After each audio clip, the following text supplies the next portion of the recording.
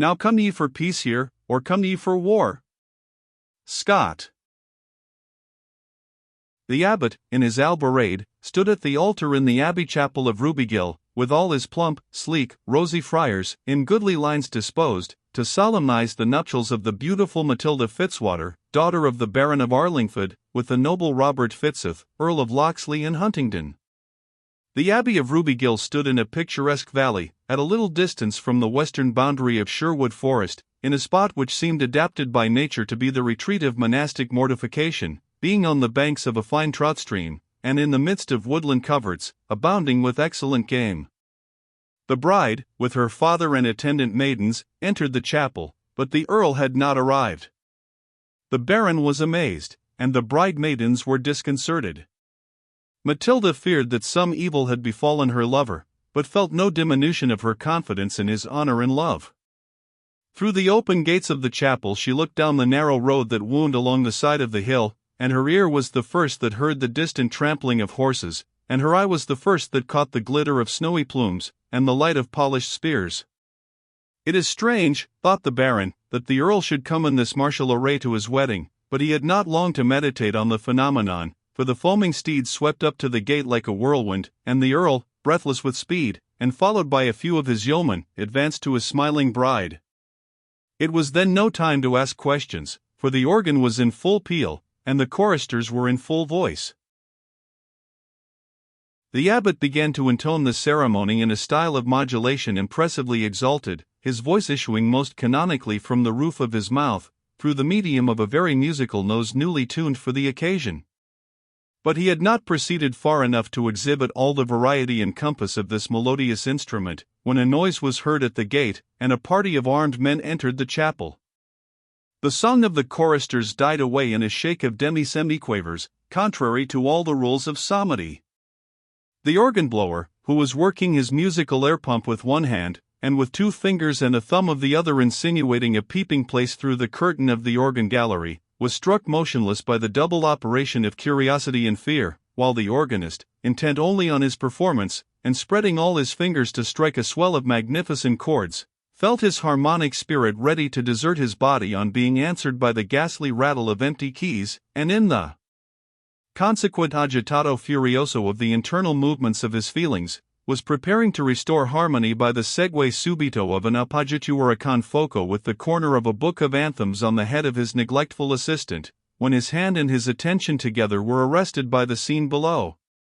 The voice of the abbot subsided into silence through a descending scale of long-drawn melody, like the sound of the ebbing sea to the explorers of a cave. In a few moments all was silence, interrupted only by the iron tread of the armed intruders, as it rang on the marble floor and echoed from the vaulted aisles. The leader strode up to the altar, and placing himself opposite to the abbot, and between the earl and Matilda, in such a manner that the 4 together seemed to stand on the 4 points of a diamond, exclaimed, "In the name of King Henry, I forbid the ceremony, and attach Robert Earl of Huntingdon as a traitor," and at the same time he held his drawn sword between the lovers, as if to emblem that royal authority which laid its temporal ban upon their contract. The earl drew his own sword instantly, and struck down the interposing weapon, then clasped his left arm round Matilda, who sprang into his embrace, and held his sword before her with his right hand. His yeomen ranged themselves at his side, and stood with their swords drawn, still and prepared, like men determined to die in his defense. The soldiers, confident in superiority of numbers, paused. The abbot took advantage of the pause to introduce a word of exhortation. "My children," said he, "if you are going to cut each other's throats, I entreat you, in the name of peace and charity, to do it out of the chapel." "Sweet Matilda," said the earl, "did you give your love to the Earl of Huntingdon, whose lands touch the Ouse and the Trent, or to Robert Fitzooth, the son of his mother?" "Neither to the earl nor his earldom," answered Matilda firmly, "but to Robert Fitzooth and his love." "That I well knew," said the earl, "and though the ceremony be incomplete, we are not the less married in the eye of my only saint, Our Lady, who will yet bring us together. Lord Fitzwater, to your care, for the present, I commit your daughter sweet Matilda. Part we must for a while, but we will soon meet under brighter skies, and be this the seal of our faith." He kissed Matilda's lips, and consigned her to the Baron, who glowered about him with an expression of countenance that showed he was mortally wroth with somebody, but whatever he thought or felt he kept to himself. The Earl, with a sign to his followers, made a sudden charge on the soldiers, with the intention of cutting his way through. The soldiers were prepared for such an occurrence, and a desperate skirmish succeeded.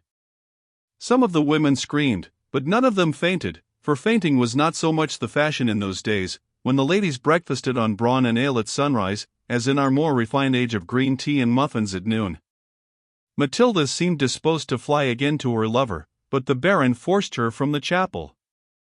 The Earl's bowman at the door sent in among the assailants a volley of arrows, one of which whizzed past the ear of the abbot, who, in mortal fear of being suddenly translated from a ghostly friar into a friarly ghost, began to roll out of the chapel as fast as his bulk and his holy robes would permit, roaring sacrilege, with all his monks at his heels, who were, like himself, more intent to go at once than to stand upon the order of their going. The abbot, thus pressed from behind, and stumbling over his own drapery before, fell suddenly prostrate in the doorway that connected the chapel with the abbey, and was instantaneously buried under a pyramid of ghostly carcasses, that fell over him and each other, and lay a rolling chaos of animated rotundities, sprawling and bawling in unseemly disarray, and sending forth the names of all the saints in and out of heaven, amidst the clashing of swords, the ringing of bucklers, the clattering of helmets, the twanging of bowstrings, the whizzing of arrows, the screams of women, the shouts of the warriors, and the vociferations of the peasantry, who had been assembled to the intended nuptials, and who, seeing a fair set to, contrived to pick a quarrel among themselves on the occasion, and proceeded, with staff and cudgel, to crack each other's skulls for the good of the king and the earl. One tall friar alone was untouched by the panic of his brethren, and stood steadfastly watching the combat with his arms akimbo, the colossal emblem of an unarmed neutrality. At length, through the midst of the internal confusion, the earl, by the help of his good sword, the staunch valor of his men, and the blessing of the Virgin, fought his way to the chapel gate. His bowman closed him in, he vaulted into his saddle, clapped spurs to his horse, rallied his men on the first eminence, and exchanged his sword for a bow and arrow, with which he did old execution among the pursuers, who at last thought it most expedient to desist from offensive warfare, and to retreat into the abbey, where, in the king's name, they broached a pipe of the best wine, and attached all the venison in the larder, having first carefully unpacked the tuft of friars, and set the fallen abbot on his legs. The friars, it may be well supposed, and such of the king's men as escaped unhurt from the affray, found their spirits a cup too low, and kept the flask moving from noon till night. The peaceful brethren, unused to the tumult of war, had undergone, from fear and discomposure, an exhaustion of animal spirits that required extraordinary refection. During the repast, they interrogated Sir Ralph Montfaucon, the leader of the soldiers, respecting the nature of the earl's offence. "A complication of offences," replied Sir Ralph, superinduced on the original basis of forest treason. He began with hunting the king's deer, in despite of all remonstrance, followed it up by contempt of the king's mandates, and by armed resistance to his power, in defiance of all authority, and combined with it the resolute withholding of payment of certain moneys to the abbot of Doncaster, in denial of all law, and has thus made himself the declared enemy of church and state, and all for being too fond of venison. And the knight helped himself to half a pasty. "A heinous offender," said a little round oily friar, appropriating the portion of pasty which Sir Ralph had left. "The earl is a worthy peer," said the tall friar whom we have already mentioned in the chapel scene, "and the best marksman in England." "Why, this is flat treason, brother Michael," said the little round friar, "to call an attainted traitor a worthy peer." "I pledge you," said brother Michael. The little friar smiled and filled his cup. "He will draw the long bow," pursued brother Michael, "with any bold yeoman among them all."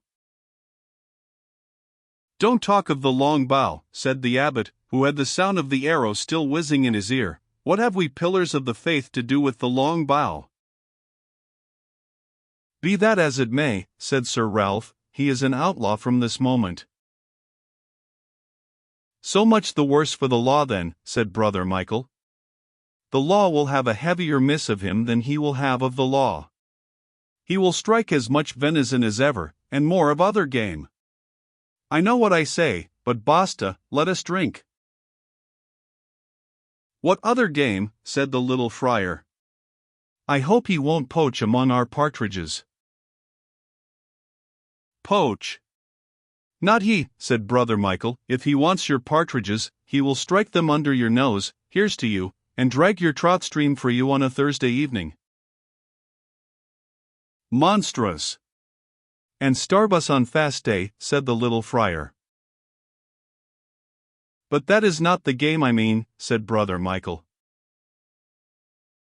Surely, son Michael, said the abbot, you do not mean to insinuate that the noble earl will turn freebooter? A man must live, said Brother Michael, earl or no. If the law takes his rents and beeves without his consent, he must take beeves and rents where he can get them without the consent of the law. This is the lex talionis. Truly, said Sir Ralph, I am sorry for the damsel, she seems fond of this wild runagate. A mad girl, said the little friar. How a mad girl, said Brother Michael. Has she not beauty, grace, wit, sense, discretion, dexterity, learning, and valor? Learning, exclaimed the little friar, what has a woman to do with learning? And valor? Who ever heard a woman commended for valor? Meekness and mildness, and softness, and gentleness, and tenderness, and humility, and obedience to her husband, and faith in her confessor, and domesticity, or, as learned doctors call it, the faculty of steathemiativeness, and embroidery, and music, and pickling, and preserving, and the whole complex and multiplex detail of the noble science of dinner, as well in preparation for the table, as in arrangement over it, and in distribution around it to knights, and squires, and ghostly friars. These are female virtues, but valor why whoever heard?